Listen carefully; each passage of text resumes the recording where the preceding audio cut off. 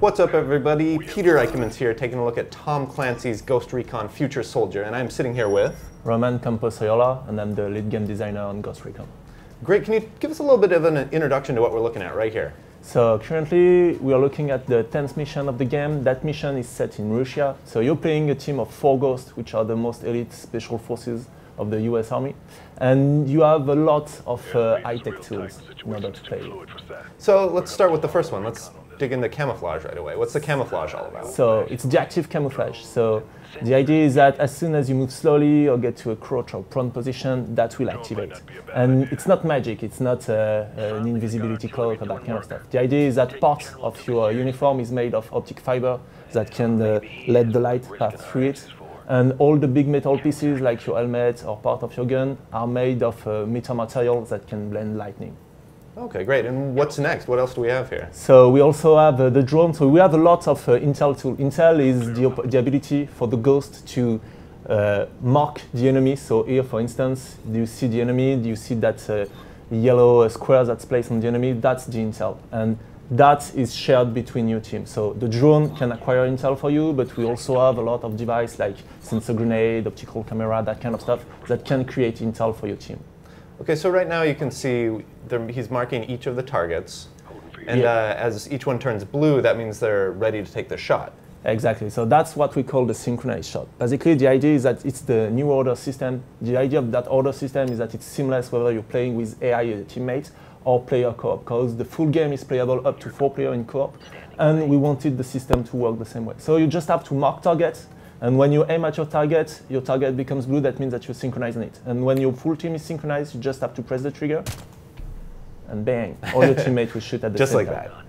And great, what other tools are there in the arsenal after the first 2 big tech ones? So here, for example, we have a sniper rifle with what we call DARPA rounds. DARPA rounds are heat-seeking bullets. So when you're in scope view and you aim at an enemy, you will see that small looking piece of HUD that will come on the head of any enemy. And when it turns red, that means that you can the bullet has locked on the enemy and it will directly go to his head. We have flashbang, we have frag grenades, we have incendiary ammo, we have a lot and lot of equipment. So I guess in kind of designing a map like this, how do you go about breaking up what is meant to be done kind of stealthily and what's meant to be done in just open combat?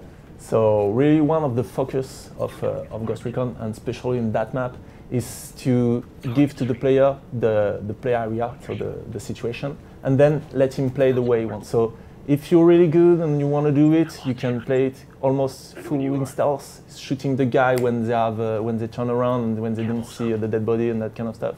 Or you can go all the way around gun blazing and shooting everybody. It's really up how you want to play. But still, the most important part is do a little bit of recon in order to know where your enemy are, because you don't want to get trapped in the middle of the firefight with no cover around you and being flanked and that kind of stuff. Are there any penalties if you're spotted at a certain point? Do more enemies come for reinforcement or anything? So yeah, definitely. We have a lot of situations where if you get spotted by the enemy, they will call reinforcements in the form of vehicle, BTR, jeep, and that kind of stuff. So of course, if you're playing the situation stealthy, you will face less enemy force. But it's kind of harder to stay stealthy for the full duration of the mission. Yeah, it seems like, especially on this map, there's a lot of scenarios where there's a lot of entrance points, so there's enemies on many different sides.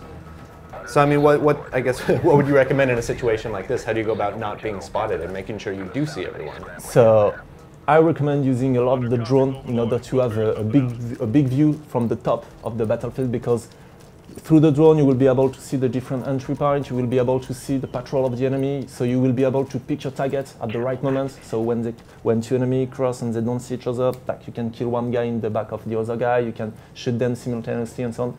Really, the drone is the perfect tool for that. So drone synchronization, it does the job. What exactly are we looking for as the goal of this mission once we get into it? So the goal of the mission, so there have been a coup in Russia, and here the Ghosts are in a Black Ops operation, and they are here to help the loyalist Russian army to seize back the power. And so here you're helping General Duka, that is under heavy fire, and you need to go and destroy the artillery that are shooting at him. So you are behind enemy lines, and here we are trying to seize an outpost in order to reach the line where are the artillery. So what's the best way to handle a situation like that where you've marked your 4 targets, but there's a 5th enemy still waiting around? So one of the small advantages that gives you the synchronized shot is when you perform a synchronized shot, you have a small slow motion window. And that slow motion window is useful in co-op because it allows you to shoot at the same time with the other player. But it also allows you to shoot a 5th target during the slow motion and without having. So of course, obviously here we missed it. It's close still. That's the idea. You still haven't been ambushed by enemy forces. Yeah, they're coming.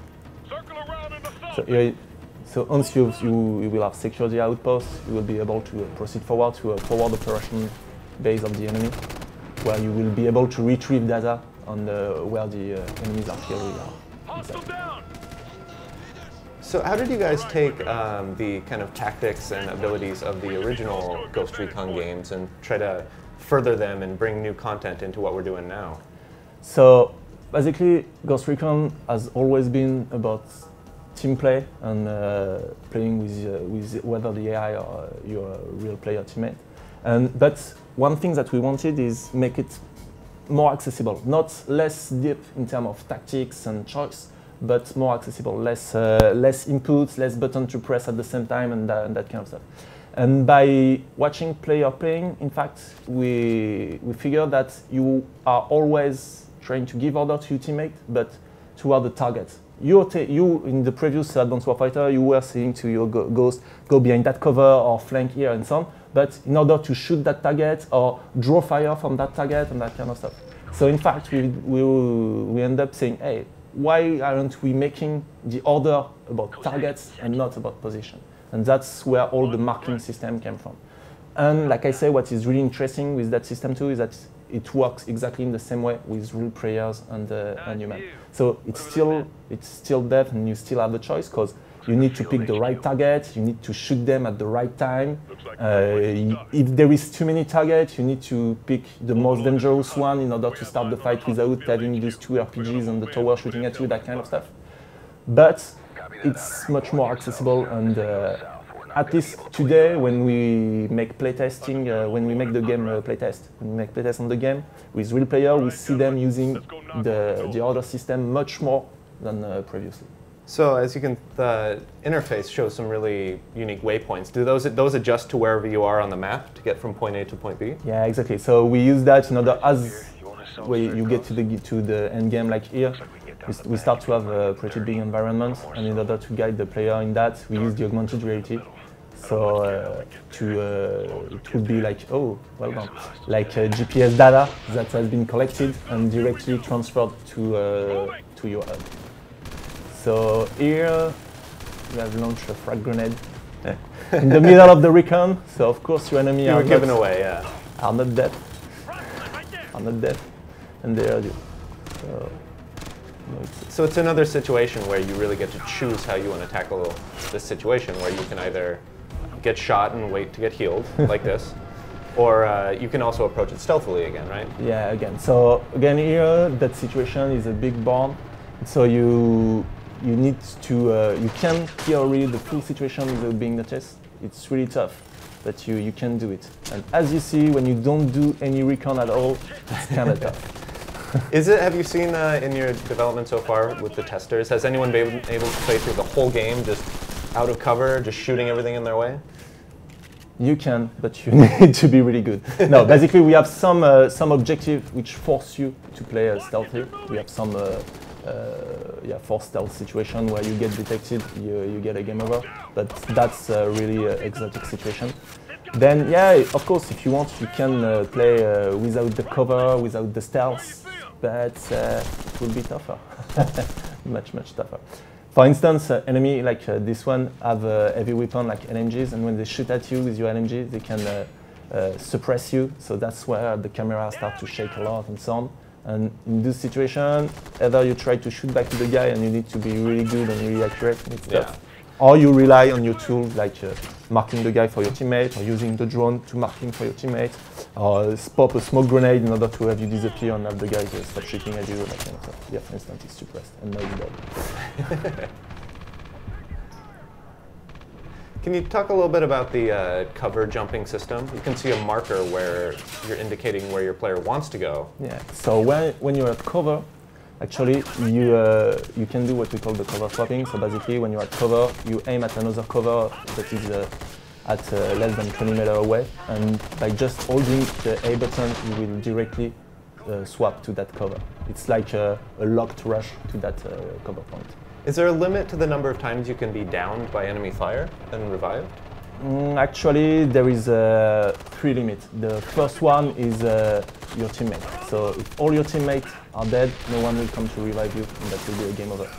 Then we have the explosive. So if you get shot by, if you go down because of a frag grenade or it from a tank or that kind of stuff, you will be dead. And sometimes enemies can headshot you, and that's a direct game over without down state. Okay, so you're not safe from your own tactics. No. What's something we wanted. At first, we had a down counter. We used to have that, and what we figured is that before your last life, going down was not a big issue for the player. We're like, oh, it's okay. I still have 3 life or 4 life, and so on.